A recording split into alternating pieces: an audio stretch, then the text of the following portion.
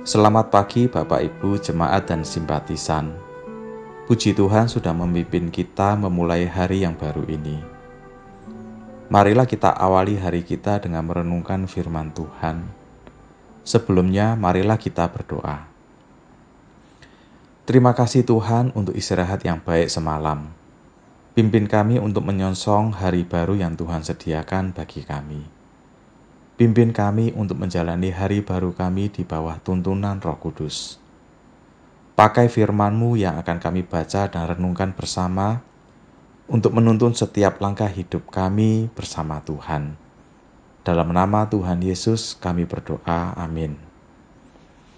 Bapak Ibu yang terkasih dalam Tuhan, puji Tuhan bahan perenungan kita mulai hari Sabtu kemarin kembali mengajak kita untuk merenungkan kitab Amsal. Dan pada hari ini, bahan perenungan kita terambil dari Amsal 24, ayat 1 hingga 18 dengan tema membangun kehidupan. Marilah kita merenungkannya bersama-sama. Amsal 24 ayat 1 dan 2. Jangan iri kepada orang jahat, jangan ingin bergaul dengan mereka, karena hati mereka memikirkan penindasan dan bibir mereka membicarakan bencana. Tema membangun kehidupan bisa kita terjemahkan amat beragam. Antara lain, seperti seorang pelajar yang sedang memasuki jenjang pendidikan yang baru, dengan lingkungan pergaulan yang baru, bisa di sekolah yang baru atau bahkan menjalani pendidikan tinggi di kota atau negara yang baru. Seorang yang sudah masuk ke lingkungan pekerjaan, baik bekerja karir profesional ataupun berwira swasta, juga sedang membangun kehidupan karir yang baru. Seseorang yang sedang dalam fase membuka diri untuk menjalin relasi pribadi dengan lawan jenis, ini pun bagian dari usaha membangun kehidupan. Seseorang yang sedang membina mahligai rumah tangga dengan pasangannya, yang sekarang menantikan datangnya buah hati yang sangat diidam-idamkan, ini pun bagian dari upaya membangun kehidupan. Pada intinya, membangun kehidupan bisa dan sedang dialami oleh setiap kita pada hari ini yang menjalani komitmen hidup yang dipimpin oleh Tuhan. Amsal 24 ayat 1 dan 2 sudah membukanya dengan menuntun kita untuk melangkahkan langkah hidup kita dengan mata dan hati yang tertuju pada Tuhan. Dengan permohonan dalam hati, supaya Tuhan yang memimpin setiap langkah kita. Amsal 24 ayat 3-6. Dengan hikmat rumah didirikan, dengan kepandaian itu ditegakkan, dan dengan pengertian kamar-kamar diisi dengan bermacam-macam harta benda yang berharga dan menarik.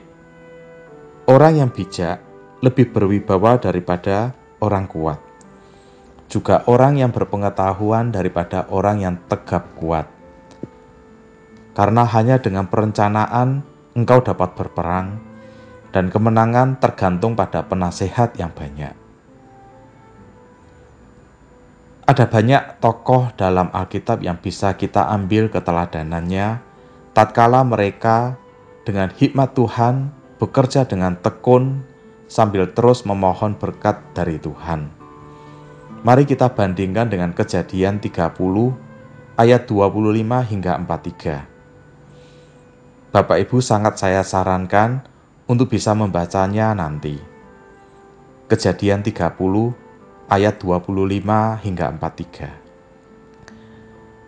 Karena dengan bekerja keras Yakub sudah mengabdi kepada pamannya yaitu Laban, dan tidak cukup hanya dengan bekerja keras, tetapi Yakub juga membarengi setiap usahanya dengan bekerja pintar atau work smart.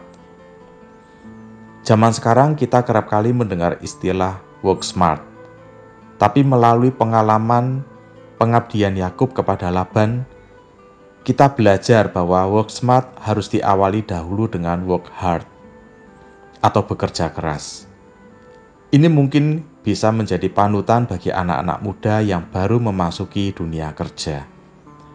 Pengalaman-pengalaman orang tua kiranya bisa menuntun orang-orang muda yang sedang membangun kehidupannya untuk tidak enggan mencoba hal-hal yang baru, karena pengalaman yang diperoleh akan menjadi bekal yang sangat berharga di kemudian hari. Amsal 24 ayat 13 hingga 18. Anakku, makanlah madu sebab itu baik, dan tetesan madu manis untuk langit-langit mulutmu. Ketahuilah, demikian hikmat untuk jiwamu, jika engkau mendapatnya, maka ada masa depan, dan harapanmu tidak akan hilang. Jangan mengintai kediaman orang benar seperti orang fasik. Jangan merusak rumahnya, sebab 7 kali orang benar jatuh, namun ia bangun kembali. Tetapi orang fasik akan roboh dalam bencana. Jangan bersukacita kalau musuhmu jatuh. Jangan hatimu beria-ria kalau ia terperosok, supaya Tuhan tidak melihatnya dan menganggapnya jahat, lalu memalingkan murkanya daripada orang itu. Dalam membangun kehidupan, setiap orang akan mengalami pahitnya kegagalan. Tapi Amsal menuntun kita untuk tidak patah semangat, tidak berputus asa, seperti ungkapan 7 kali orang benar jatuh namun ia bangun kembali.